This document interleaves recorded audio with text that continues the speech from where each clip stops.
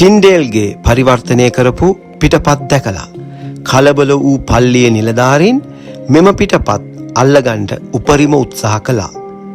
පැටනෙස්ටොරෝ නැමැති බලධාරියා පරිවර්තනය වූ පිටපත් 3000ක් සොයාගෙන ගිනි තබා විනාශ කළා. මෙම පිටපත් ගිනිතියන්ට ඔහුට දවස් 3ක්ම ගත වුණා කියලා සඳහන් වෙනවා. ඒ වගේම බිෂොප් ටන්ස්ටෝල් මෙම පරිවර්තනය හෙලා දකිමින් මිනිසුන්ට දේශනා කළා.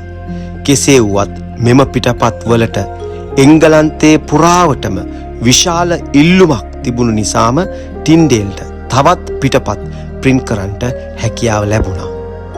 මෙම පිටපත් දිගින් දිගටම මිනිසුන් අතරට එන එක නතර කරන්න බැරි වූ බලධාරීන් අවුරුදු 4ක් 5ක් යනකොටම පිටපත් ළඟ තබාගෙන සිටපු මිනිසුන්ව අත්අඩංගුවට අරගෙන මරා දැමීම දක්වා රැගෙන ගියා.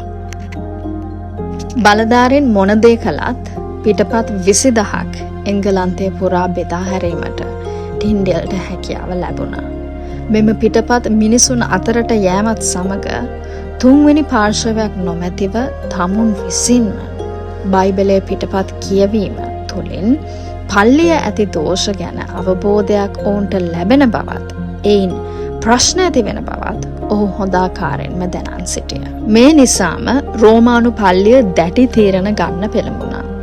ටින්ඩේල් තුළ වූ දේව බය ඔහුව ඉදිරියටම රැගෙන ගියා. නව ගිවිසුම විතරක් නොව පැරණි ගිවිසුම මුල් පොත් 5ත් ඉංග්‍රීසියෙන් පරිවර්තනය කර ප්‍රින්ට් කරන්න පුළුවන් වුණා.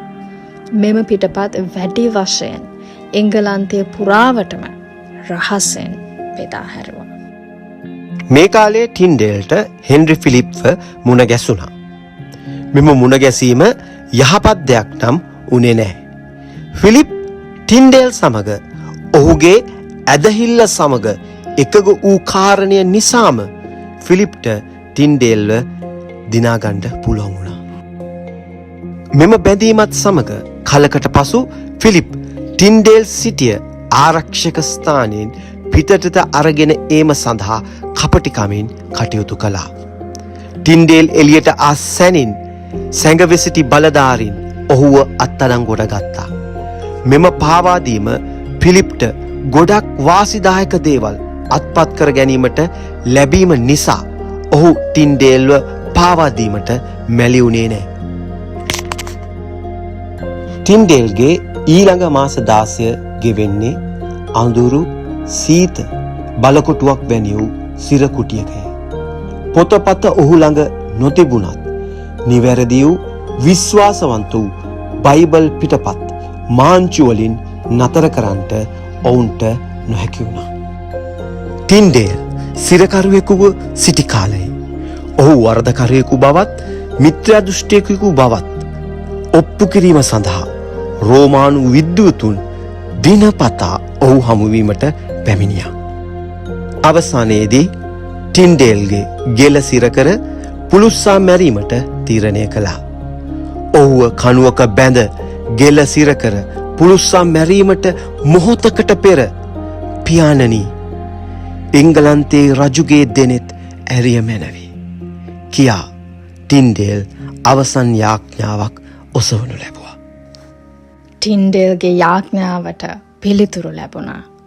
ඔහුගේ මරණයෙන් අවුරුදු 2කට පසු එංගලන්තයේ රජු 8 වෙනි හෙන්රි රට තුළ සෑම පල්ලියකම ඉංග්‍රීසි බයිබලයක් තිබිය යුතුයි යන්න නියෝගයකින් ප්‍රකාශ කළා. ඉංග්‍රීසි බයිබලය වැඩි වශයෙන් ටින්ඩේල්ගේ කැපකිරීමේ ප්‍රතිඵලයක්. ඔහුගේ ශ්‍රමය අපත ගියේ නෑ. අපි අද කියවන කිං ජේම්ස් බයිබලය පරිවර්තනය කිරීම සඳහා පරිවර්තකයන් භාවිතා කරේ මෙම ටින්ඩේල්ගේ පිටපතයි.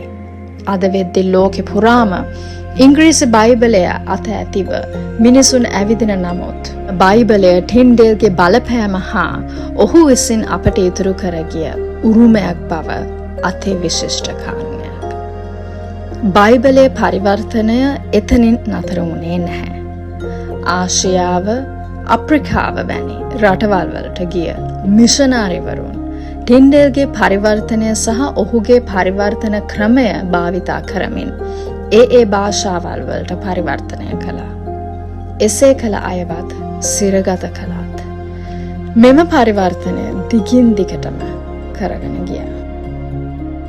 අද අපිට දේව වචනය නැත්තම් බයිබලය ඉතාමත්ම පහසුවෙන් බුක් ෂොප් එකකින් මිලදී ගැනීමට හැකියාව තිබුණත් ටින්ඩේල්ගේ කාලේ වගේම තවත් බොහෝ කාලවල මේ දේව වචනය කියන එක ළඟ තියාගන්නවා කියන එක ඉතාමත්ම තර්ජනාත්මක දෙයක් බවට පත් වුණා කියන එක ඔබට ඉතාමත්ම පැහැදිලි ඇති. මේ ටින්ඩේල් වගේ මිනිස්යන්ව මෙවැනි දෙයක් කරන්න ඔවුන් පෙළඹුවේ මොකක්ද? ඒක තමයි දේව වචනය. දේව වචනය තිබුණු බලය, දේව වචනය තුල තිබුණු ඒ ස්වාමින් වහන්සේගේ හදවත තේරුම් ගත්ත මිනිසුන්ව ඒ දේව වචනයට තියෙන ඒ කැපවීම නවත්වන්න මේ ලෝකේ කිසිම දෙයකට සමත්කමක් තිබුණේ නැහැ. ඒ නිසා අපි මේක හොඳට හිතට ගම්මු. අපි සතියකට වරක් පල්ලි යනකොට පාවිච්චි කරන මේ දේව වචනය, එහෙම නැත්නම් මුල්ලකට කරලා තියෙන දේව වචනය අපි දිනපතා කියවන්න ගමු. ඒකට වෙනදට වඩා වටිනාකමක් දෙමින්, ඒකට වැඩි උනන්දුවක් දක්වමින්, ඒක අපේ ජීවිතයේ ප්‍රධානතම දෙයක් කරගමු. මොකද එදා වගේම අදටත් මේ දේව වචනය තුල බලය තියෙනවා. මේ දේව වචනය තමයි මිනිස්සුන්ව වෙනස් කරන්නේ. මේ දේව වචනය තමයි මිනිස්සුන්ව ගොඩනගන්නේ. මේ දේව වචනය තමයි මිනිස්සුන්ව ශ්‍රේෂ්ඨ මනුෂ්‍යයන් බවට පත් කරන්නේ. ඒ නිසා මේ ගැන අපේ දෙවියන් වහන්සේ මුල සිටම දැන සිටියා. ඒක තමයි උන්වහන්සේ අපිට මේ උන්වහන්සේගේ හදවත බයිබලයක් නැත්නම් දේව වචනයක් ආකාරයෙන් උන්වහන්සේ ඔබගේ මගේ අතට පත් වෙන්න ඉඩ හැරියේ. ඒ නිසා ඔබ දිනපතා දෙවියන් වහන්සේගේ වචනයට වටිනාකමක් දෙමින් ඒක තමන්ගේ ජීවිතයේ ප්‍රධානතම දේ කරගෙන ඔබ ඒ දෙය කියවන්න ගන්නවා නම් ඔබගේ ජීවිතය පෙරදට වඩා ඔබගේ ජීවිතය අලුත් වෙනස් වූ ජීවිතයක් බවට පරිවර්තනය වෙන එක වෙන කිසිම කෙනෙකුට නැත්තම් මේ ලෝකේ කිසිම දෙයකට ඔබව නවත්තන්න බැරි වේවි.